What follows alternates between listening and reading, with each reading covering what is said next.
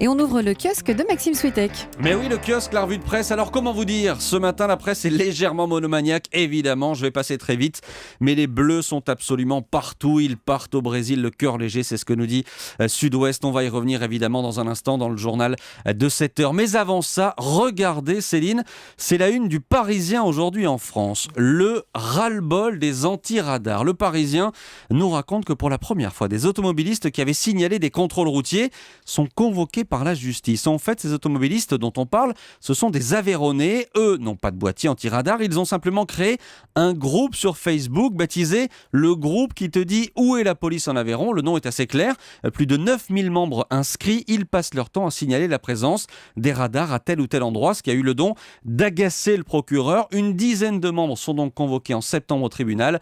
On verra s'ils sont condamnés. Oui, et puis rien à voir, le Figaro s'intéresse ce matin au nom donné aux ouragans. Oui, avec une étude qui vient d'être publiée, sa conclusion est, disons, plutôt inattendue. Des chercheurs américains affirment que les ouragans, écoutez bien, les ouragans qui ont un nom féminin sont plus meurtriers que ceux qui portent un nom masculin.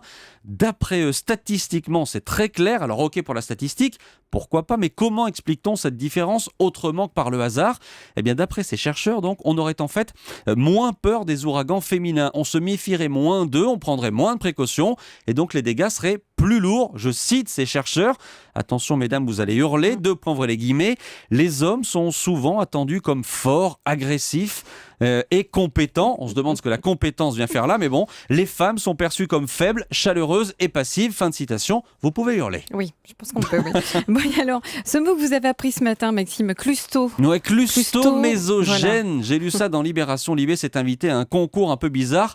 Ma thèse en 180 secondes. Ce sont des doctorants qui doivent résumer face à un jury leur thèse de 1000 pages en 3 petites minutes. Vous avez plus de 300 participants et les thèmes abordés sont parfois, je l'avoue très modestement, quelque peu obscurs pour moi. Exemple donc, le démonstrateur des potentialités applicatives des clustomésogènes pour la détection, les télécoms et l'affichage.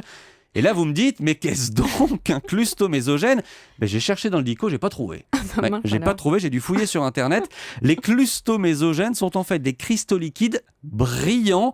On doit leur découverte à des chercheurs français. On aura au moins commencé la journée en apprenant un nouveau mot. Céline, ne me remerciez pas. Merci, j'insiste. Il est 6h49. Votre rendez-vous quotidien avec les régions. Bonjour Marion Calais. Bonjour Maxime. Aujourd'hui, peut-être une solution à la désaffection des églises. Oui, après avoir béni des animaux, le père Lequin a béni hier des téléphones portables, tablettes et autres souris en l'église Notre-Dame de Bellecombe à Lyon. Que de bonnes ondes s'amusent ce matin le Progrès qui raconte cette messe un peu particulière organisée hier donc dans une église bien garnie. D'abord l'homélie, l'occasion pour le prêtre d'encourager chacun à développer un regard critique sur tous ces moyens de communication de la télévision à Internet. L'essentiel, explique-t-il, est de faire bon usage de ces outils importants pour l'annonce de l'évangile et pour la rencontre entre les hommes. Ça, c'est pour le message, car dans la foulée, le père Léquin est passé goupillon à la main au milieu des fidèles pour la bénédiction. Une bonne idée, disent les uns. Pourquoi pas, disent les autres. Si ça peut faire venir les gens à l'église, après tout, c'est bien, répond ainsi une fidèle au Progrès, qui, cela dit, n'en a pas profité pour autant pour faire bénir son téléphone portable. Pas choqué donc les paroissiens, et ça tombe bien, car après cette bénédiction des nouveaux outils de communication, le père Lequin organisera le 6 juillet prochain une messe dédiée cette fois aux moyens de transport. Les Lyonnais de Notre-Dame de Bellecombe sont prévenus, tous à vos trottinettes et vélos, dans un mois pour un petit coup d'eau bénite. Un petit coup d'eau bénite avec Marion Calais. Merci Marion.